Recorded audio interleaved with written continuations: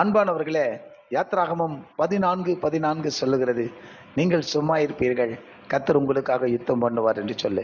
இன்றைக்கு இஸ்ரவேல் ஜனங்களைப் போல முன்பாக செங்கடல் உங்களை தடை செய்து கொண்டிருக்கிறதோ, பின்பாக பார்வோனின் சேனை உங்களோடு கூட யுத்தம் செய்யும்படியாக கடந்து வருகிறதோ, இதை கண்டு சோர்ந்து போகிறீர்களோ, கலங்குகிறீர்களோ, புலம்புகிறீர்களோ, பிரியமானவர்களே, அன்றைக்கு அந்த ஜனங்களை பார்த்து கர்த்தர் தம்முடைய தாசனாகிய ஊழியக்காரன் மூலமாய் சொன்னார், நீங்கள் சும்மா இருப்பீர்கள், கர்த்தர் உங்களுக்காக யுத்தம் செய்வார் என்று சொல்லி. ஆம், அன்றைக்கு யோசேபாத்தும் அந்த ஏராளமான கூட்டத்திற்கு முன்பாக நிற்கும் பொழுது கர்த்தர் அவர்களுக்காக யுத்தம் செய்தார். பிரியமானவர்களே, உங்களுக்காக யுத்தம் செய்கிற கர்த்தர் இருக்கிறார்.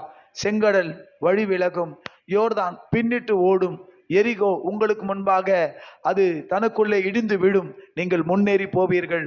உங்களுக்காக ஜெயம் கொடுக்கிற தேவன் முன் செல்கிறார். கர்த்தர் உங்களுக்கு ஜெயத்தை தருவார், யுத்தம் பண்ணுவார். God bless you.